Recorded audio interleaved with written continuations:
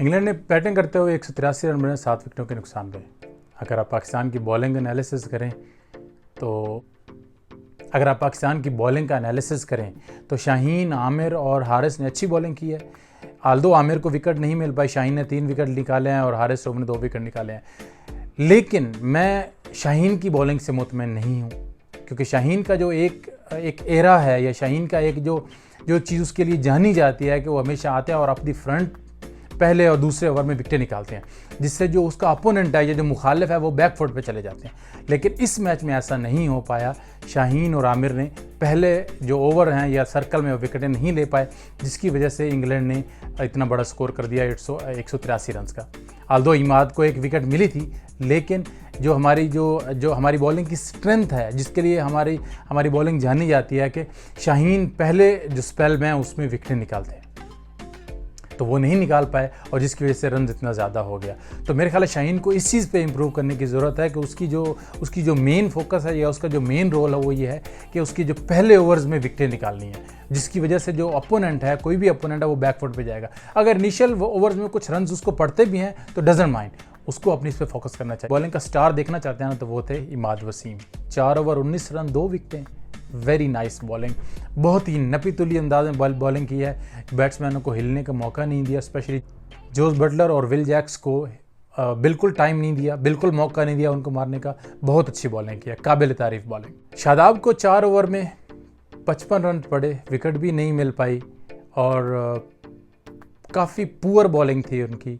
पिछले काफ़ी अरसे से शादाब बॉलिंग में आउट ऑफ फॉर्म है और बैटिंग में भी वो इतनी खातिर खा कारदगी नहीं दिखा पाए। 4 ओवर में 55 रन। अगर आप उसकी बॉलिंग का एनालिसिस करें तो उन्होंने बहुत सी बॉलें जो है ना शॉर्ट एंड वाइड की हैं, मतलब आपने विकेट के बहुत बाहर की हैं बॉलें, जिसकी वजह से बैट्समैन को इतना चांस मिल गया था कि वो आराम से कहीं भी खेल सकते थे और जिसकी वजह से उन्हें बहुत रन पड़े हैं। तो शादाब को कहीं ना कहीं कंसिडर करने की ज़रूरत है और पाकिस्तान के थिंक टैंक को ये सोचने की ज़रूरत है कि शादाब को बहुत जल्द फॉर्म में आना ज़रूरी है। अगर नहीं तो इब्रार एक सेकंड ऑप्शन हो सकते हैं। लेकिन फिर वही बात आती है कि हमारे एक्सपीरियंस्ड बॉलर जो हैं वो शादाब खान हैं, तो हम सब यही चाहेंगे कि शादाब खान फॉर्म में आएँ और जल्द से जल्द अपनी लाइन और लेंथ को दुरुस्त कर पाएँ। किसी भी प्रेशर सिचुएशन में ये गिनर पाकिस्तान के लिए बहुत अच्छा असासा साबित हो सकते हैं। आज की पाकिस्तान की बॉलिंग की जो प्लस पॉइंट थी ना, वो जो डेथ ओवर में जहाँ पे कम बैक किया, वो आखिरी 5 ओवर में थे। 5 ओवर में आमिर ने और हारिस ने बहुत अच्छी बॉलिंग की, जिसकी वजह से 183 रन तक ये रोक पाए इंग्लैंड की टीम को। वरना एक लम्हे पे जब जोस बटलर और विल जैक्स जिस अंदाज से खेल रहे थे और वो 9 और 10 के ऊपर की एवरेज लेकर चल रहे थे, तब यही लग रहा था कम से कम ये 200 प्लस हो जाएंगे। लेकिन hats off to this both those bowlers, they have bowled really very well. और उन 2 बॉलरों को ये इन आखिर के जो 5 ओवर है वो डेफिनेटली पाकिस्तान ने कम बैक किया और विकेटें भी निकाली और ओवर भी बहुत इकोनॉमिकल थे। अगर आप इंग्लैंड की बैटिंग की बात करें तो जोस बटलर जो अपनी फॉर्म आईपीएल से लेकर आए, उन्होंने उसको कंटिन्यू किया।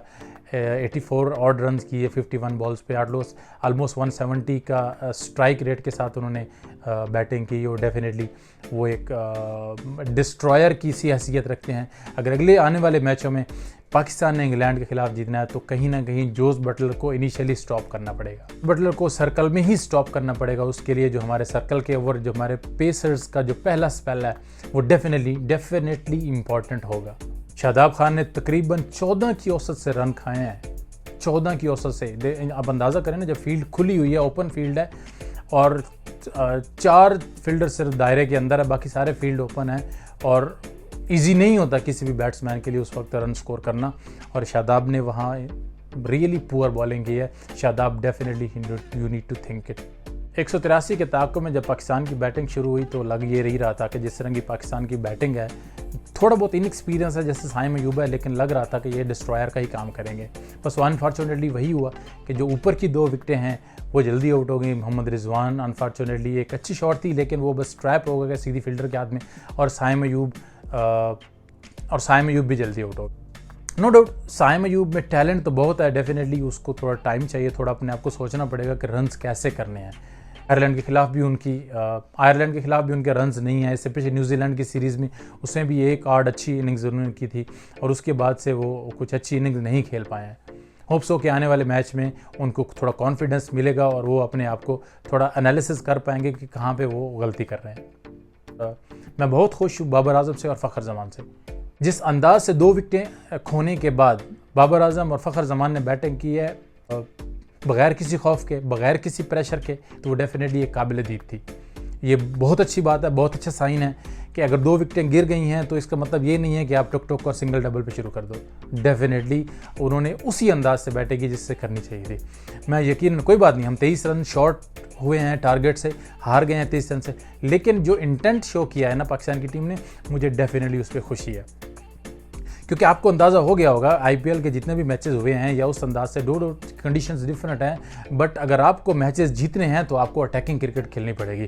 आप वही डिफेंसिव माइंड से आप जीत नहीं पाएंगे। जिस तरीके से बाबर आजम ने आर्चर के पहले ओवर में जो अटैक किया है ना, वो काबिल दीद था।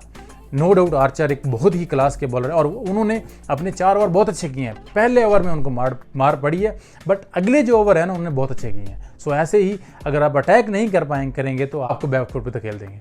मैं डेफिनेटली खुश हूँ इफ्तिखार से भी। इफ्तिखार ने भी अच्छी बैटिंग की है और इमाद वसीम ने भी अच्छी बैटिंग है। नो डाउट कि थोड़ी सी और अगर सेंसिबिलिटी का मुजाहरा कर लेते, जैसे इफ्तिखार के जो शॉट है उसने ओवर में बहुत अच्छे 2-3 शॉट लगाए थे, बट वही माइंड एक पुराना सेट था। मेरे ख्याल है उसको चेंज करना चाहिए कि जी 1 ओवर मिलेगा तो हम अपना पूरा पासा पलट सकते नहीं। इनको थोड़ा कैलकुलेटिव खेलना चाहिए कि कोई भी बॉलर है 8-10-12 जो एवरेज है उसको लेके चलें। आप पूरी एवरेज लेके चलेंगे तो आपको एंड में प्रेशर नहीं आएगा। आज़म खान मायूस किया है उन्होंने एक बार फिर, पता नहीं उसको, उन्होंने आज मिस फील्डिंग भी की है आज़म खान ने कीपिंग में, और मुझे नहीं समझ आती कि उसको क्या स्टैंडर्ड है उसको टीम में रखने के लिए।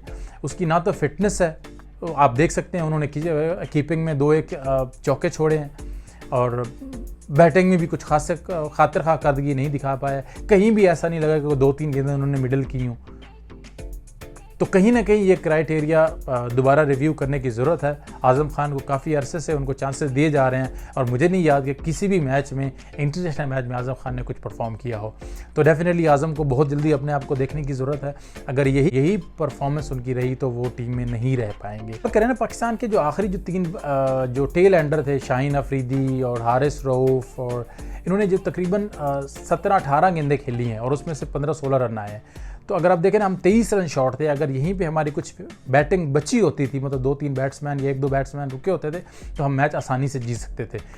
जहाँ अटैकिंग हमने गेम किया, वहाँ कहीं ना कहीं हमको ये भी जहन में रखने की ज़रूरत है कि भाई मैच को कहाँ किस अंदाज से फिट करना है। जैसे इफ्तिखार ने एक अच्छा स्टार्ट लिया था जिस ओवर में उन्होंने रीस टॉपली को ओवर में 15-16 रन निकाले थे। अगर उसी में थोड़ा एनालिसिस करके जितने रन आ चुके हैं, okay let's see in the next over, ठीक है, तो वैसा कर लेते तो शायद वो आखिर तक मैच को लेकर जाते और डेफिनेटली मैच का रिजल्ट कुछ और होता था। इंग्लैंड की तरफ से तमाम बॉलर्स ने ही अच्छी कारकर्दगी का मुजाहरा किया, एक्सेप्ट रीस टॉपली थोड़े से एक्सपेंसिव रहे हैं। बाकी तमाम बॉलर्स ने विकेटें भी निकाली हैं और अपने अपने जो कोटा है उसमें एवरेज के साथ बॉलिंग की है। तो Moeen Ali, specially Moeen Ali, Jofra Archer का पहला ओवर के बगैर उन्होंने बहुत अच्छी बॉलिंग की है। आदिल रशीद ने अच्छी बॉलिंग की है, क्रिस जॉर्डन ने बहुत अच्छी बॉलिंग की है। So all and all it was a good match, fighting match. Analysis Pakistan की आज ही कारकर्दगी से बिल्कुल मायूस नहीं हूँ। फाइट किया है, अग्रेसिव अंदाज से खेले हैं, आगे आके लड़े हैं, मुझे बहुत खुशी हुई है। इसी अंदाज से अगर ये लड़ते रहेंगे तो डेफिनेटली ये आगे अपनी चीज़ों को कवर कर पाएंगे।